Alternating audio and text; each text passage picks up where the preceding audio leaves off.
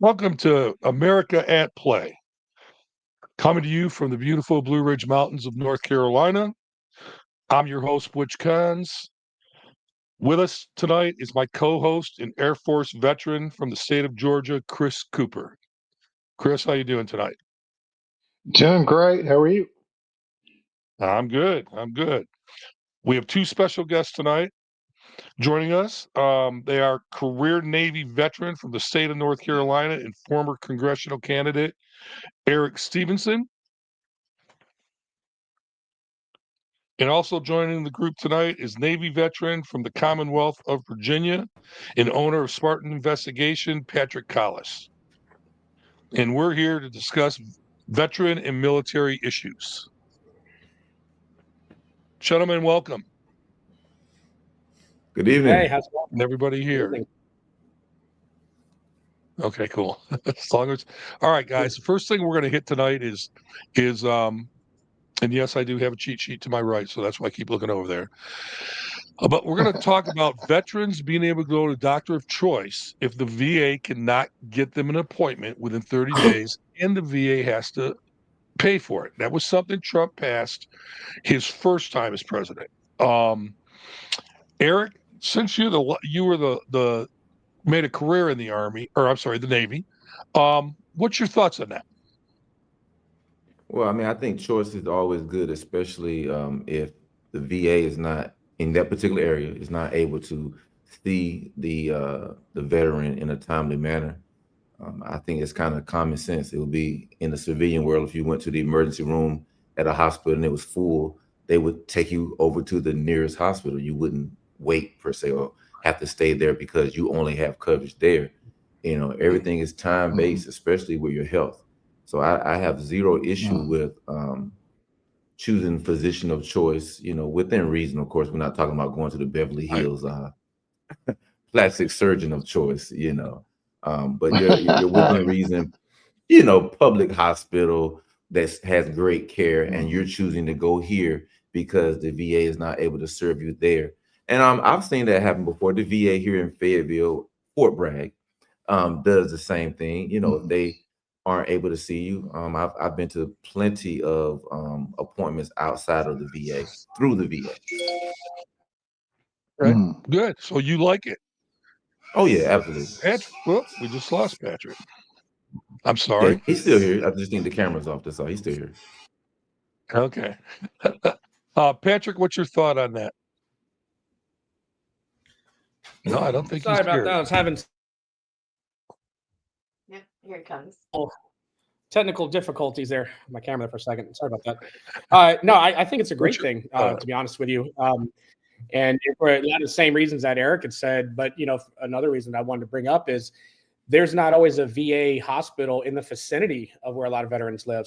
I've known veterans who've had to drive 2 and 3 That's hours just fair. to go to the VA. yep.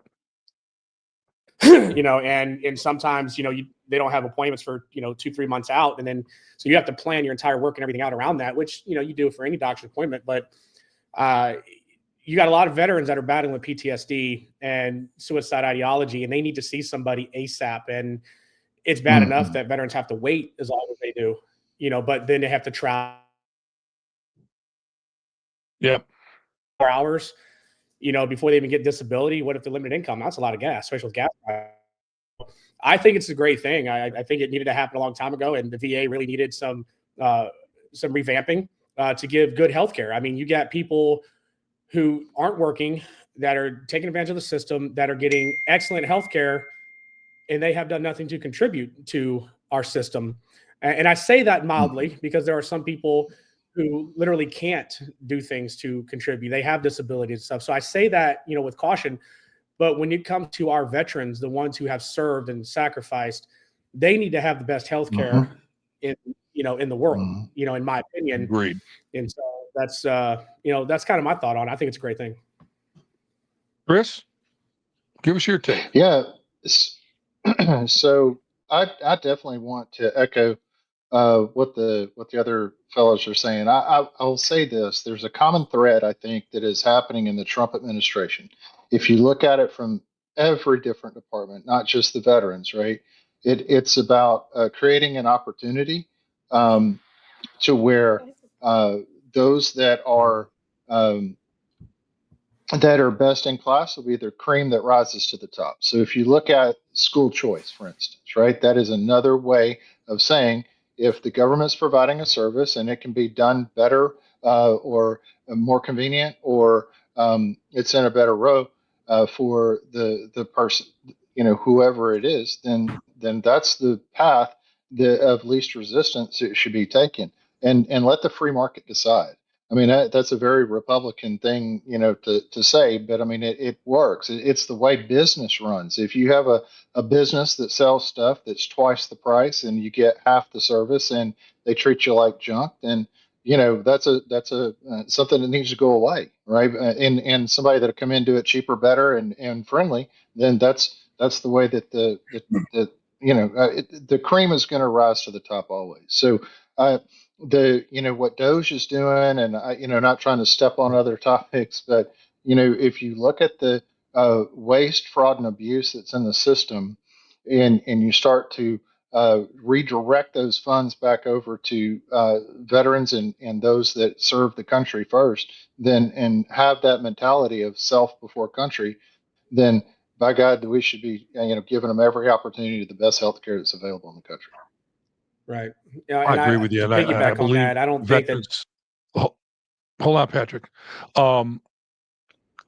Chris, I agree with all three of you guys. The veterans have to have the best healthcare that's available in this country. One of the things up until Trump passed this, one of the things I always looked at with the VA, and the VA reminded me of, or the Medicare or the medical for the soldiers and the veterans, is it looked like a socialist medical system like Canada has.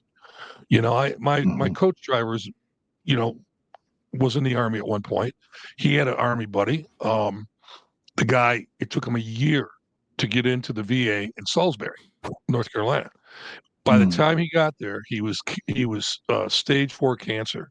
Had he been able to get in within 30 days, he'd probably still be with us today.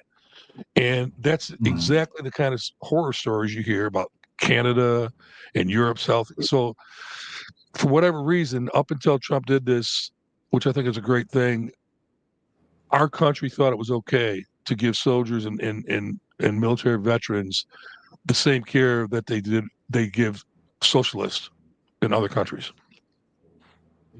Patrick, you were going to say something? Yeah,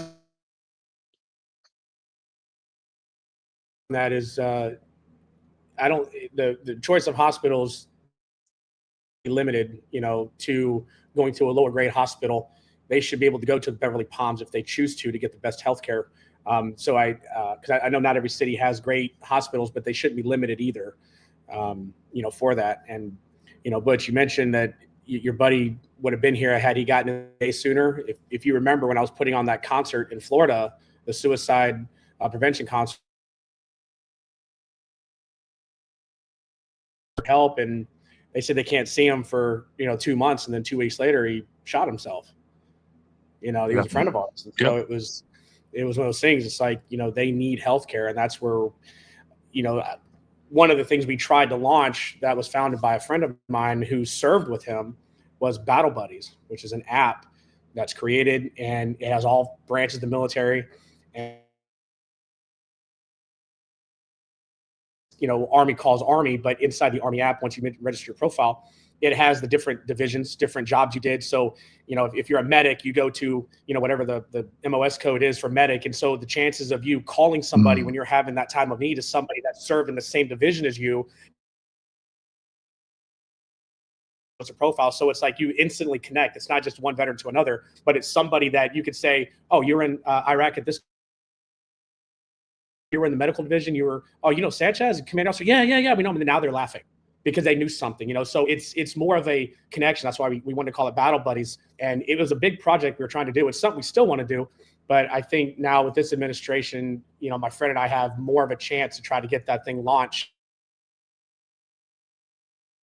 But it's nothing abrasive. It's just an app with people who register as veterans and want to talk to somebody, and they put their phone number on and say, yeah, I'll talk to somebody if my phone rings.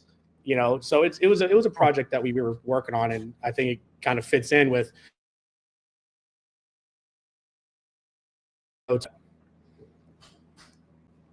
Hey guys, we're gonna jump over to this subject, which is, and Eric, I'm gonna go right to you on this subject since you were, did your 20 years and so forth. What are the effects on families when a soldier is deployed? Hmm. I mean, that's a very layered question. All families aren't equal. All families aren't equal, as I would say. You have some families that have been separated from loved ones, maybe before they even had a family member join the service. Their dad was a truck driver. Their dad was, a doctor that was away for extended periods of time. So they have experience going into a service member being deployed. But let's just say, for this example, this is a first time for everyone, including the service member. We talk about the family members all the time. What's it like for them? But the service member is also separated from the family as well. And I know, at least for me, the times that I've been deployed into war, you're not just deployed to the Beverly Hills Hilton. You're deployed, and your life is on the line. That's a little different feeling than when you might be on a training mission per se. When we're just doing training, it feels differently. Right. We're training. We're not collecting hazardous duty pay. We're not in a hostile area or anything like that. It's a lot different. But for the family, I'll just say that has never gone through it without a support system. Whether it's, let's just say the command has what's called like an ombudsman, usually maybe the wife of the senior enlisted, or maybe even the wife of the senior officer, and they kind of congregate people, family members, and have activities for them. And at least back in the day when I was serving in the 90s, they didn't have this thing called, FaceTime, so we were writing letters, and sometimes they would coordinate phone calls. Oh my God, we got a phone line out to the guys. That was very important to have that connectivity and camaraderie, because hey, your dad is deployed, your husband, your wife is deployed, and that 6 month period, that year, or however long it was, will go by a little bit faster. But for the average family member that has never experienced it before, I mean, it is heart wrenching, especially for children. So us adults, we can handle it a little bit better. But for children, dad is gone, mom is gone, and it doesn't matter if it's across the street or across the seas. It's very difficult for that child to look up at a play and not see dad there, a gymnastic recital, and not see dad in the crowd, that basketball game, that graduation, that sweet 16 birthday, and not see dad there. So it's extremely difficult. And whatever things people can do to make families' lives a little bit easier, I think we should do them, especially the government. What kind of programs can we put in place? What kind of money can we put in place for activities for family members Right. back home per se? Well, I know where we can get that money, Eric. Or from the $59 Elon billion Musk. for the election? Yeah, exactly. Elon's finding a lot of money for us. We get some of that money and get it pushed over there. I probably shouldn't have brought that up. I'm sorry. Maybe I shouldn't have No, said that. you're good. You're good. Hey, we have fun here. Patrick, what's your take on this?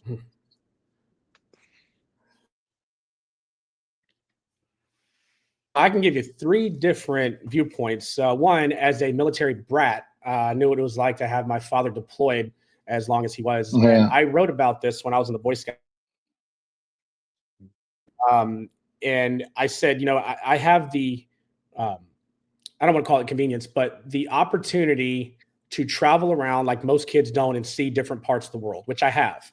And that was a blessing. That was something that not a lot of kids get.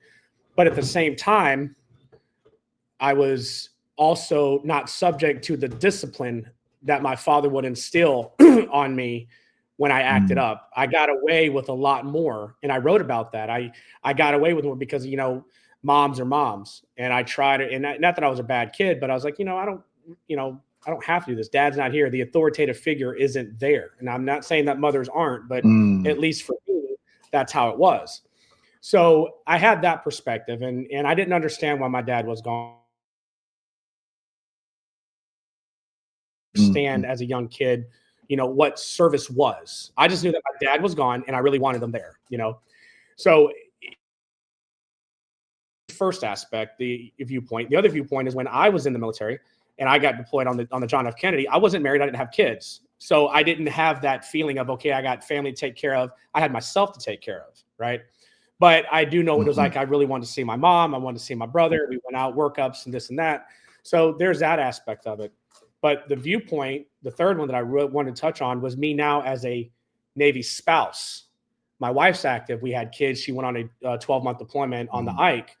And so that was challenging. And I'll tell you, I would much rather have been in uniform back on that ship than staying at home having to deal with all of the things I had to deal with at home.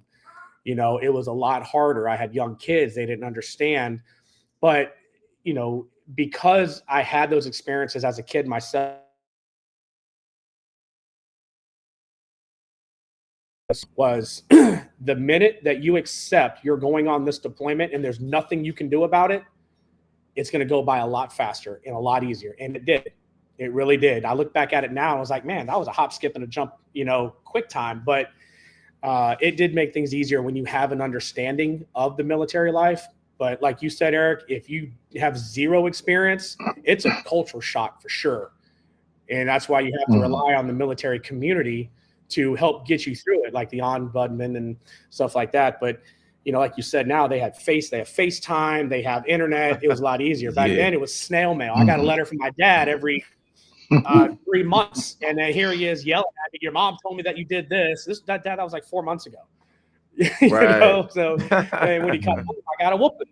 He's like, this was for January of 2000 or whatever it was, 1995. And this was for February when I was gone. I'm like, Dad was about that discipline when he got off the boat. But it does. It affects families in different ways. And but that's why you need the community. And the military community is very different. And I learned a valuable lesson being a Navy spouse.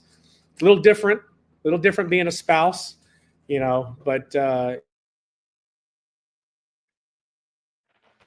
it is definitely, I think that there should be a National Military Spouses Day to recognize what we or the spouses go through.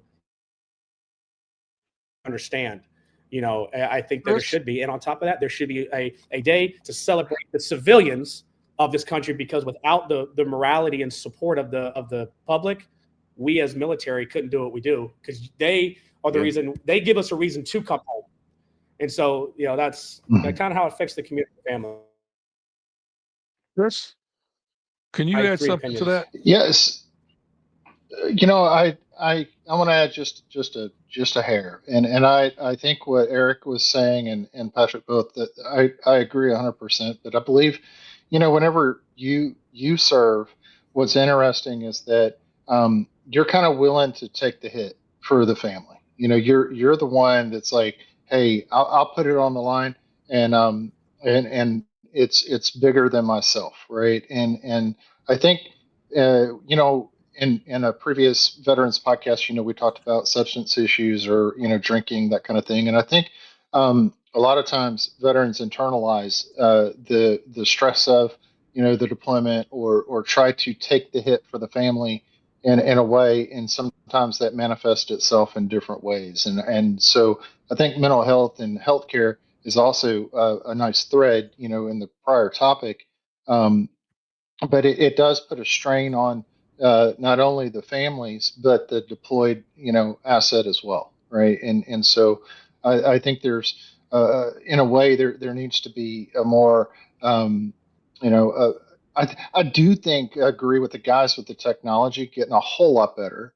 You know, being able to do things like podcast or be able to do FaceTime and that kind of thing, that didn't exist. And the whole whooping when you got back for something you did 6 months ago, I can relate to that 100%. But I think you know, it's amazing what our veterans are, the families, how they can rally around each other and help whenever that deployment's on for that for the soldier, airman, sailor. Hey Pat, I was gonna Thank you, add, man. gentlemen. I was on the Go ahead. Dwight D. Eisenhower twice. I was on the Ike Really? twice. Oh, okay. Yeah. Yeah. So For how long? From 2000 to 2004, what years? I was on. What years were you on 2000 to 2004. Okay, she went on. And What what was was my your last last cruise? deployment? My with last them? cruise was before recruiting duty, which was 2008.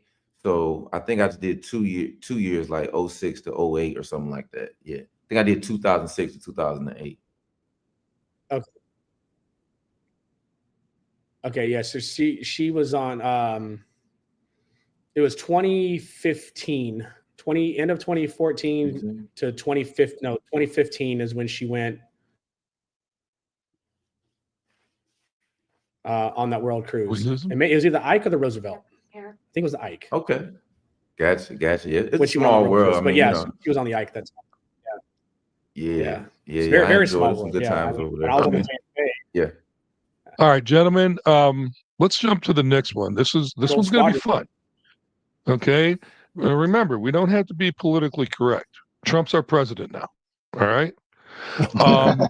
What do you guys think of taking the illegal criminals that their countries won't take them back, the gang members and the terrorists, and sticking them in Gitmo? Chris, I'm going to let you start this one. Well, I think it's a fantastic thing, and I've talking with friends in the past, I feel like we need to be sending the mayors of these sanctuary cities over to Gitmo. Let them experience, the little bit of tough love because, hey, look, if you broke the laws of the United States and came here, then you need to be treated as such, a criminal. And I don't care if that's Gitmo or whatnot. Now, they're the layers of the onion. They're starting with the most violent of those that have come into the United States. And hey, they need a first class ticket to Gitmo. I am all for that. As it starts to get narrow, I don't know. We'll probably tip Cuba over by the time we get rid of all the ones that Joe Biden let in the country. But I am all for it. And there was such an effort to try to shut that down during the Obama administration. The fact it's there and it's still an asset of ours, I say let's roll with it. Patrick, give us your thoughts. Well, I agree with the general.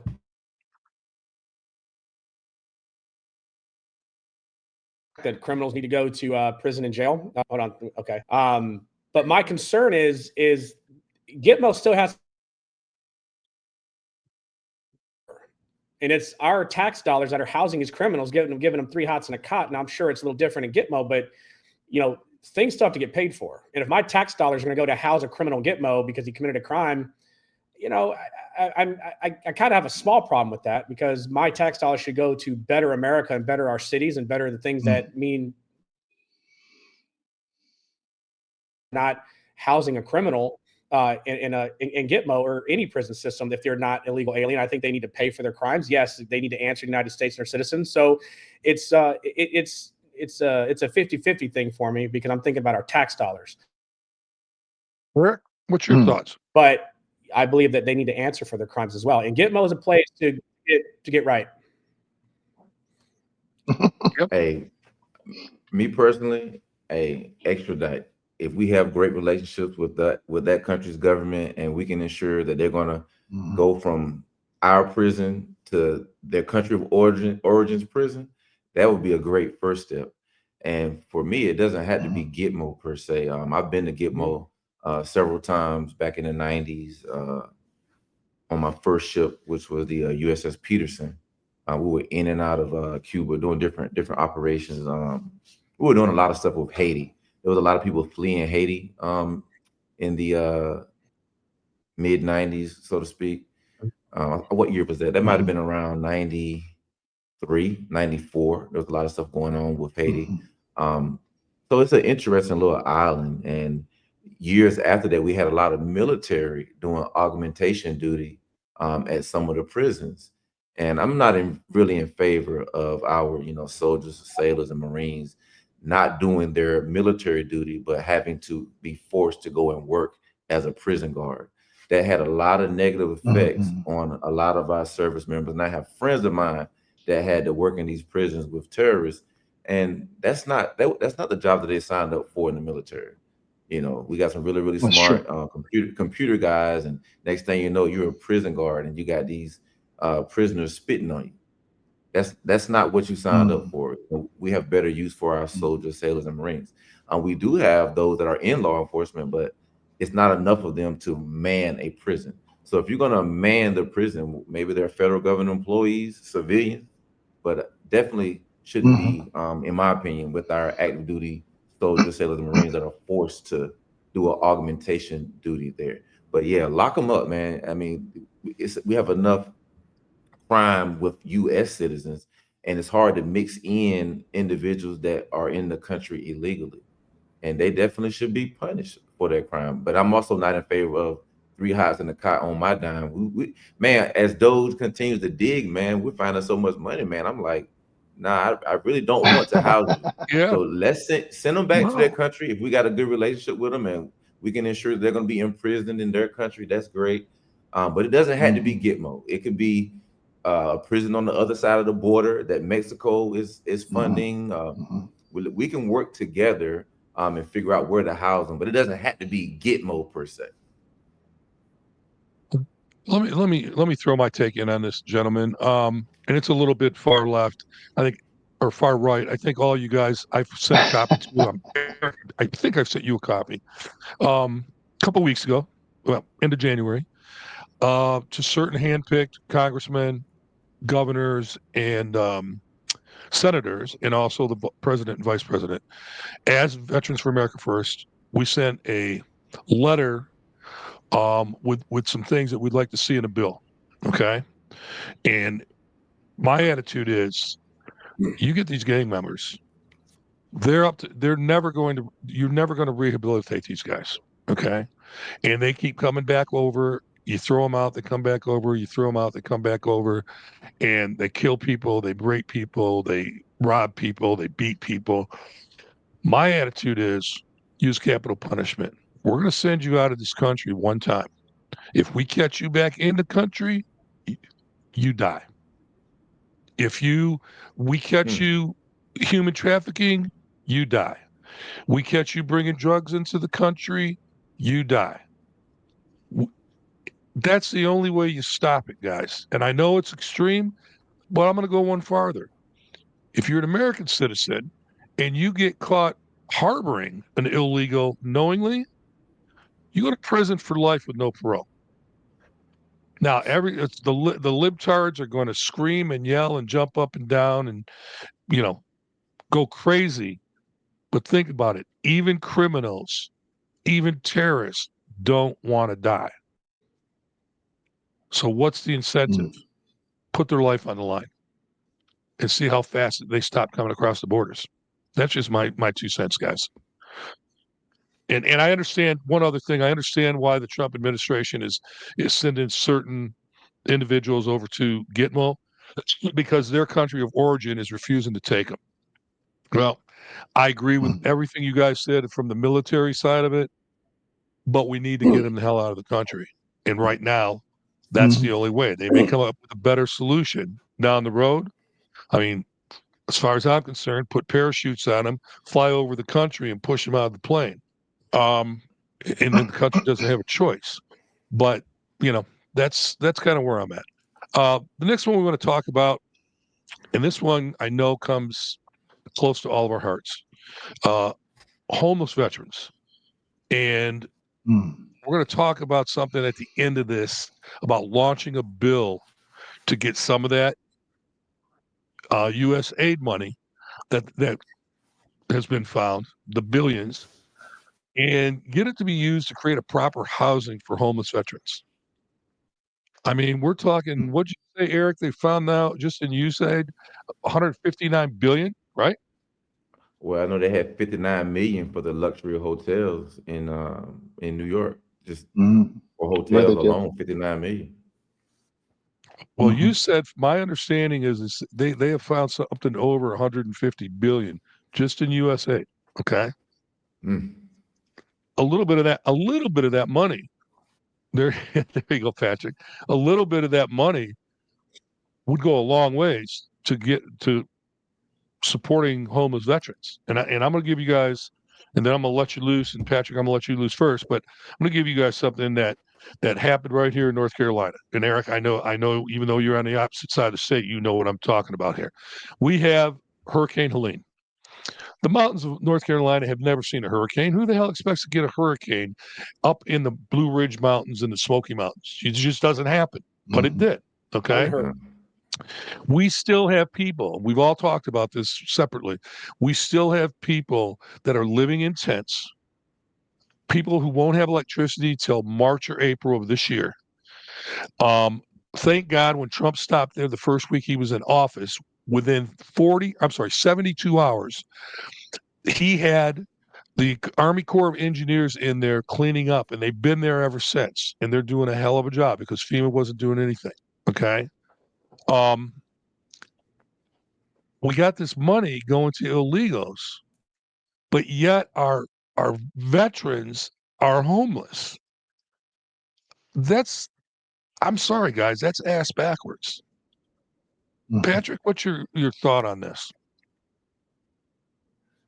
I'm actually speechless because the thought of our American heroes being homeless and not even given opportunities after they were so needed in the beginning when they were fighting, they were given everything in the world. But once they were done, they were discarded. Their value was nothing I'm not going to say the American people, but to certain bureaucracies.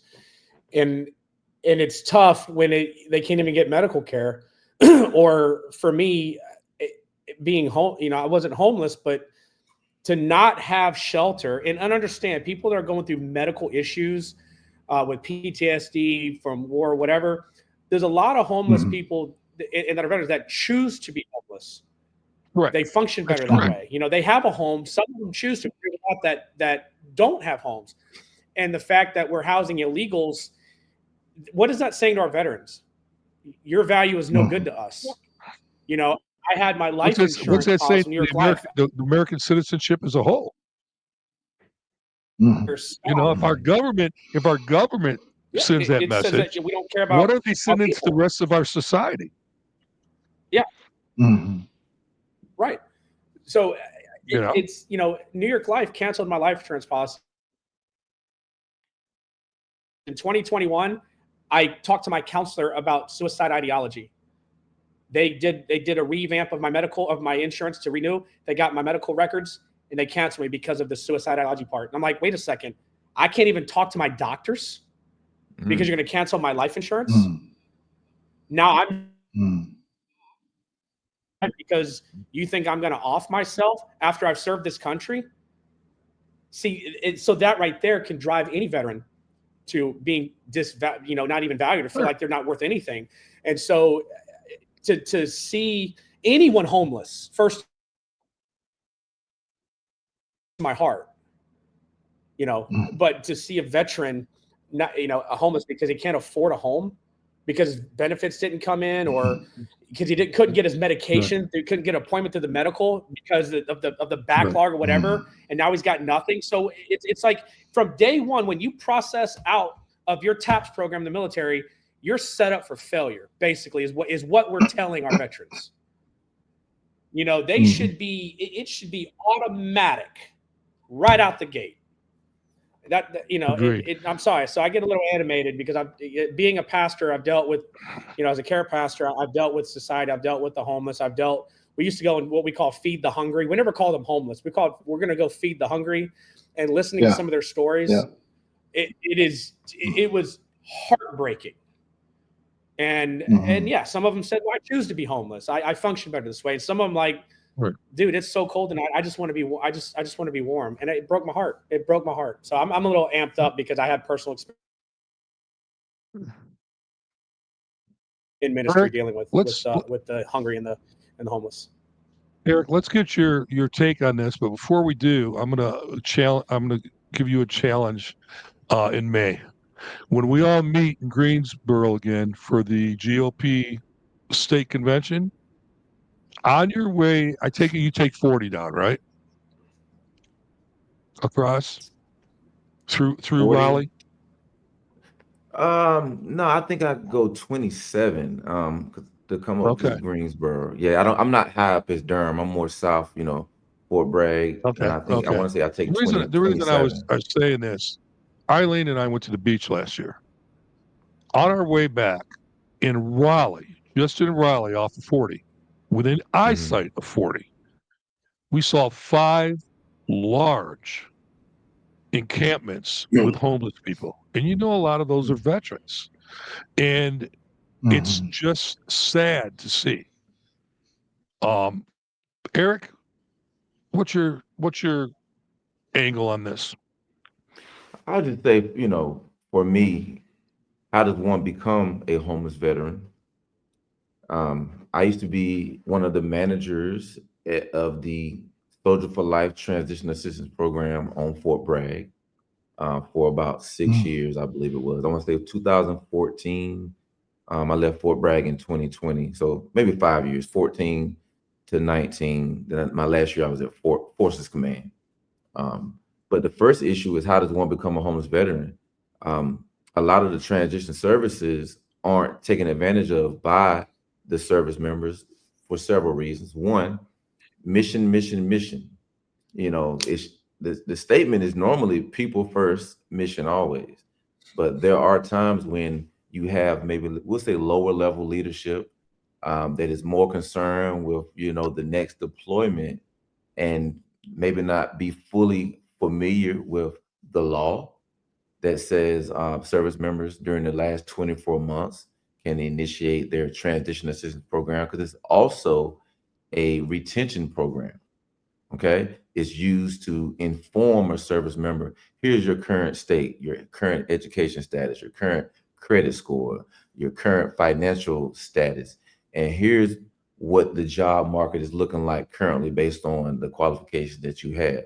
A lot of times that spurs an individual to reenlist, to raise their right hand and sign back up. So boom, you don't have a homeless veteran, and you don't have a unemployed veteran or a underemployed veteran. Mhm. But for a lot of them, Mhm. they get out and didn't take advantage of the transition program, whether it was the chain of Mhm. command making them feel weird for expressing that they want to transition out of the service for honorably serving their country. And sometimes you get this, they make it sit at a table, not literally, but they make you feel like you're in high school and you're sitting at a lunch table by yourself. All the cool kids want to stay in, all of the bad kids want to get out. And that's not talked about a Mhm. lot of times. Right. And people are treated Yeah. differently of Mhm. all ranks and grades when they indicate Yes, that they're sir. going to transition out of the service. So as a soldier advocate on Fort Bragg, I would always, when I would brief the generals or brief the sergeant majors and even lower level, I would tell them straight up, hey, we got to stop. We got to stop with this hazing and treating people bad, Mhm. because they're telling you that they honorably serve their country and they have a desire to take their knowledge, skills, and abilities and make the civilian world a better place.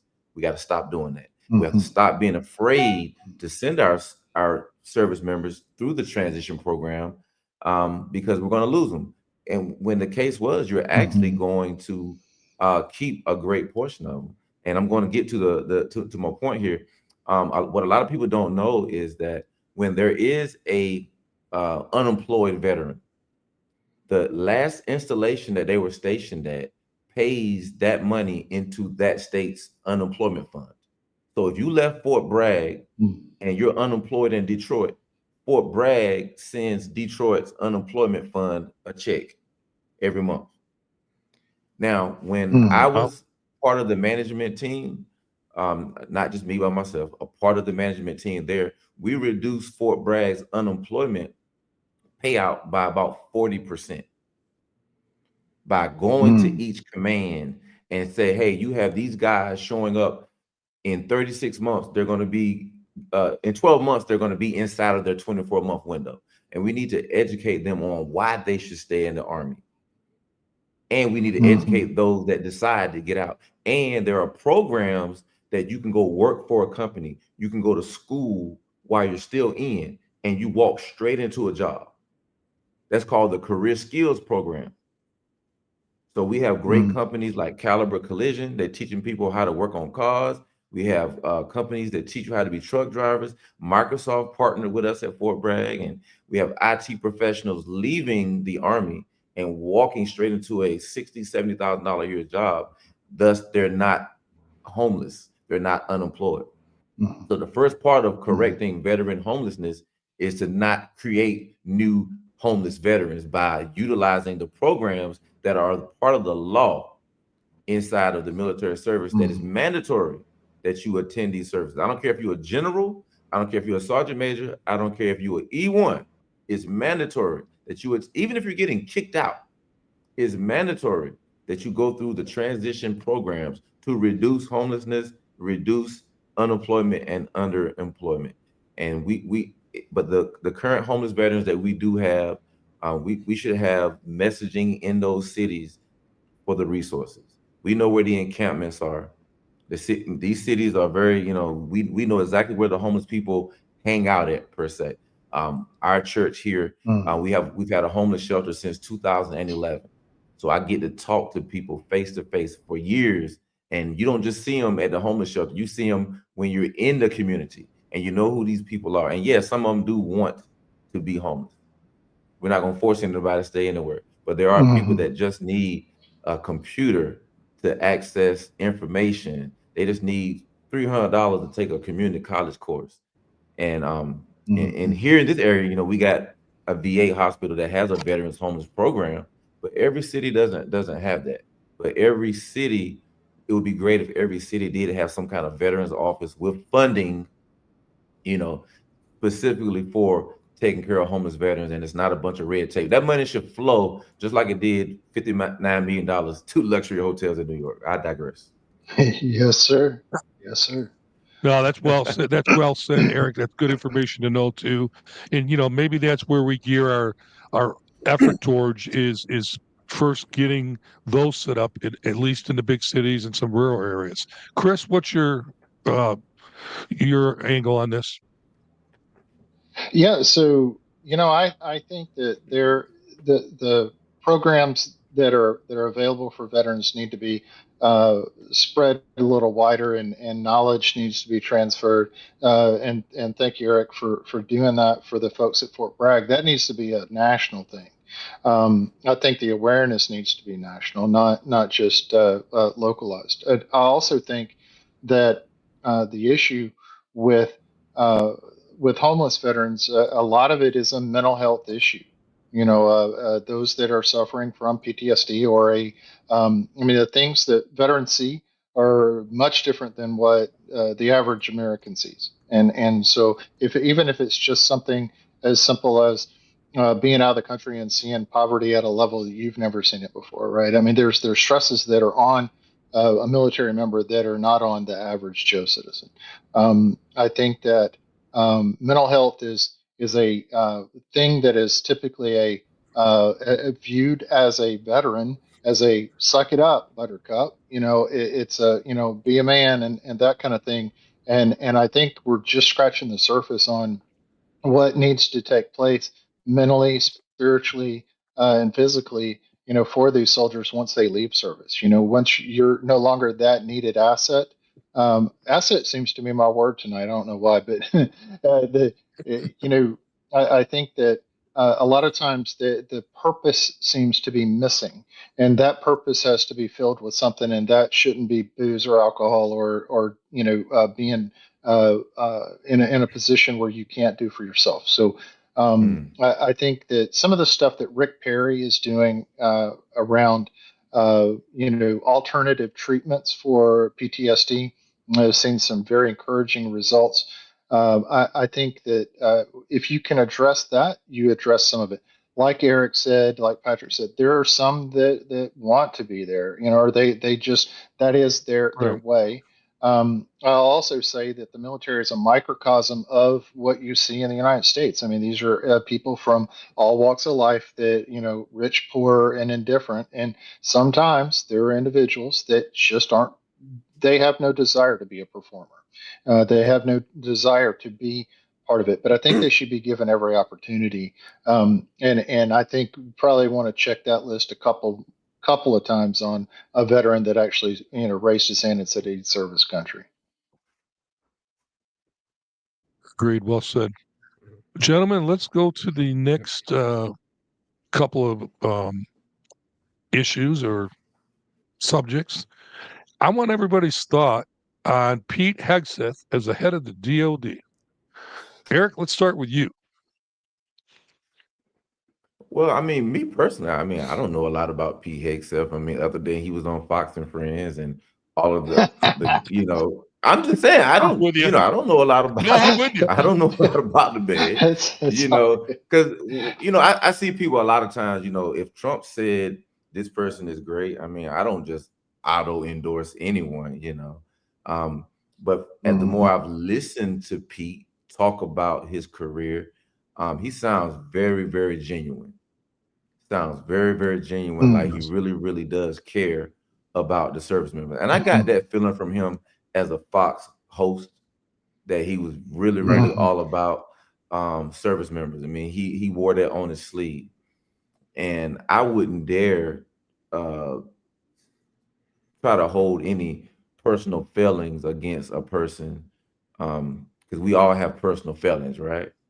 And some of our personal feelings, no one will ever know about, right? And when you're in a big spotlight like that, everybody wants to tell all your personal feelings, but I don't feel like it negates your career. And I hadn't heard any of the alleged personal feelings, that would, knock him out of consideration. And again, I'm not going into any details of anything that was said. I just find it very amazing. This man's been on TV all those years and no one had anything to say.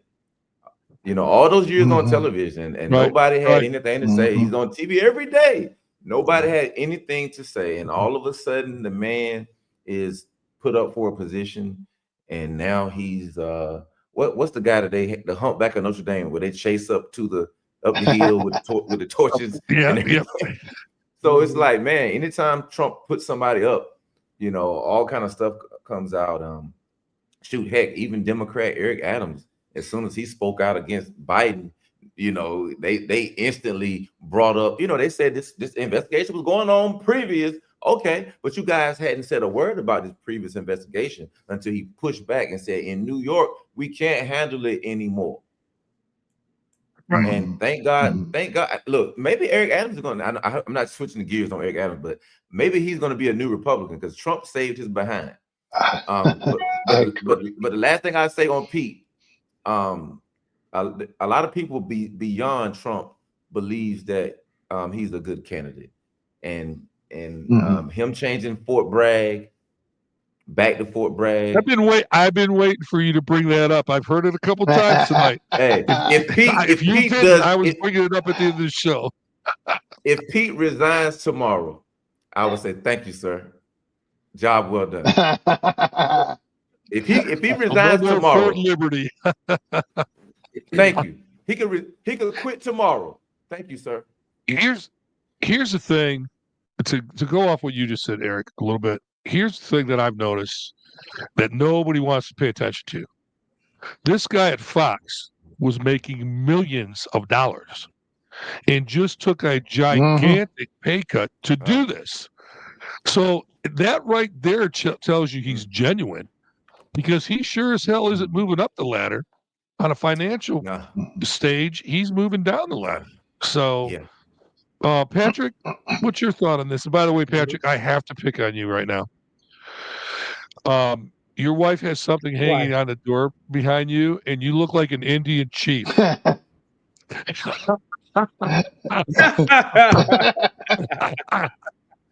Sorry, man. I've been waiting a half hour. I'm just giving you a hard time. What's your thoughts on this? Well, first off, Pete Hegseth, I mean, Army National Guard major, officer in the United States Army, studied politics at Princeton. I mean, you don't get any better than that in an Ivy League school. If you look at his commentary that he covered with all of the military issues. I mean, he served in Iraq. He's been to Gitmo. You know, he's done time in the field. He knows what's going on in America. And I think it was probably one of the best decisions President Trump could have done, because he chose somebody to be our Secretary of Defense who knows the politics, knows the news about it, has been boots on the ground. Okay. He was an advisor to Trump, if I'm not mistaken, back in 2016 when he first ran. Okay. So, and so, you know, he, in my opinion, he has the background, not just as a journalist. You know, he checks the boxes, and that's what we need as secretary. We don't, you know, I think having somebody in there with a diverse knowledge and experience, such as Pete Hegseth, I think is remarkable, because he can look at it from different points of view, and he stood strong with where he was at. I mean, look at the books he wrote. You know, the American Crusade. It's just amazing. It's just, the guy's got a great background, and what he's done day one since he's been in. I mean, come on, this guy is. I mean, I would not be surprised if he's not JD Vance's running mate, and when he runs for president. It could be. That's Chris, a big one. give me your thoughts on this. So, absolutely. So, what's hard is having such great guests and having to come up with a new take on something that was well stated on both the other guys. But yeah, and unfortunately, as a co-host, say you go this. last a lot of times. Hey, man, that's okay. I'm a big boy. The one thing I would say here about Pete is that I did when he was I too was like Eric. I didn't know a whole lot about the guy, other than he was on Fox News, and I liked him. I liked his personality. I saw, some of the special work he did on Fox Nation. And I thought, especially during COVID and some of the stuff he was doing with the kids and, that kind of thing, it was pretty amazing. I then started doing some research on him and found out that he was actually in the running for the VA under the first Trump administration. And he got all the way down to number 2. And so Trump basically hauled him in the office and he asked him, "Hey, why do people hate you so much?" And he said, "Because I speak the truth and I won't back down. If someone, hey, look, if this is going to hurt your administration anyway, don't pick me. That's fine. But I'm not going to back down on what my principles are." And that stuck with Trump. And that's why Trump picked him. And he had, I think it was a divine thing. I mean, I think God had a bigger plan for Pete, and Trump was reelected and gave him the opportunity to get there. I think he's an honorable man. And if we learned anything, what the biggest lesson here, I think, is that you don't pick those that are career military officers that get way up in the rank, lose touch with the folks that are boots on the ground, and you bring a major, someone, hey, that's not a small fry guy, but he's in the middle of the road. He still has a pulse on the troops. He still knows how to navigate morale. I think it's an awesome pick, and I think a lot of us are now smarter for it. And I think it was a brilliant pick by Trump. With that being said, we're going to go to the next one, which is very close to Pete. Okay, a very good friend of mine, Chris. He was career. Okay, he was a general, retired general. He's been seen on Fox a lot. He's written 14 different novels, best-selling novels. He was Trump in the last administration. He was Trump's last Undersecretary of State, and he has been nominated to be this Undersecretary of State again under Pete. His name's Anthony Tata. Personally, I know Tony really well. We're very good friends, and this is a gentleman he's not a political military guy. He's a boots on the ground military guy. He's not the guy, and I'll tell you guys a quick story that he told when he was doing a speech that Eileen and I went to down in Charlotte about 3 months ago. He was a key speaker, and he was telling when they were overseas, he was about 200 miles from the firefight, and it was getting really hot and heavy. And one of the guys, that was with him said, "Hey, um, what are we doing here? This isn't like us. We're normally with the troops." He said, "You know what? You're right."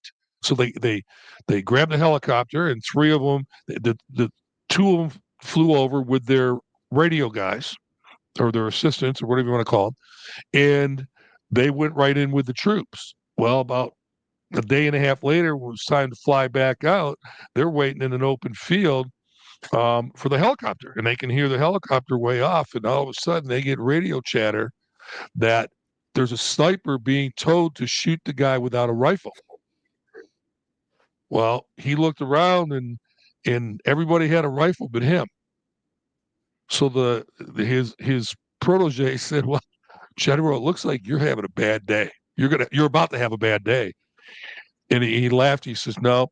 He says, "Give me your rifle, and that's an order." And the big joke was, he said it was a true story. He said basically what we did is we just kept moving around and didn't stand still until the copter got there. And once the copter got there, it blocked it off. But this is the kind of guy that Tony is. He's a soldier kind of thing. Chris, I'm gonna let you go first on this. What's your thought on that? Well, thanks for making me take my boot out of my mouth on the career general scenario. However, Yeah. I I will say this: There's always an exception to the there's rule. something. Hey, there is, and my uncle was a chief master sergeant in the Air Force, and for those not familiar with Air Force ranks, that's as top dog as you can get in the enlisted rank in the Air Force. And the I asked him, why if he was in the running or wanted to be the chief master sergeant of the Air Force, work in the Pentagon, and he said you have to be a politician to go to Washington. And he was like, and I will not, I refuse to be a politician, and I think it's going to take those that are not willing to be politicians, but still go to Washington that's going to fix things. Right. And so I think it's folks like Tata that I am all 100% behind. Some of the greatest leaders I've worked under in the military, including generals, they were the ones that knew the men that actually could talk to the men, and it kind of is politician like in a way, the way that they know your kid's name, they know your name, they know how's your father doing after his illness. I mean, they recall and have a really good pulse on the troops. That's somebody that you want up there fighting for you. And I think it's a really good pick. And I think if you have someone that had that wielded that kind of hammer like Tata did, and having somebody like Pete utilizing him in the appropriate way, I think this could be a really good thing. Hey, I wanted to one thought I still had. I wanted to pick on Eric for a second, but when we were talking about Gitmo, and you were talking about the making your average airman, sailor, Marine that doesn't have a job, a prison guard. I was thinking maybe we could send some FBI folks that like to dress up and affect Jan 6 type stuff, and let them go play prison guard for a little bit. All right, boys, we're coming up on time here. So Patrick and Eric, Eric, I'm gonna let you go in front of Patrick. You got 20 seconds each on this thing with Anthony Tata. I think it's a good choice, and I know he was working with Pat McCrory, in North Carolina for a few years. So I mean, he's no stranger to being in politics. So I think that's a good thing. He has some political experience working as a secretary. Patrick? I just want to say that all the stuff that you mentioned about him, which was great, Harvard grad, study, come out of the military academy, chose infantry, Army Ranger, just a slew of accommodations that make him a great undersecretary. And, maybe who knows, a Secretary of Defense when Hedgeseth runs for VP. but I wanted to point out that he's a very own Norfolk, Virginia born. So we get Oh, All right, guys, we just came up Homer. on Virginia, time. I'm so, asking hey. everybody. I'm asking everybody to do me a favor and stay in the studio until Eileen gets us record or downloaded. We'll be able to talk to each other off the record. Thank you for coming. I hope you will all join us again. And this is America at Play, and we are Please. out.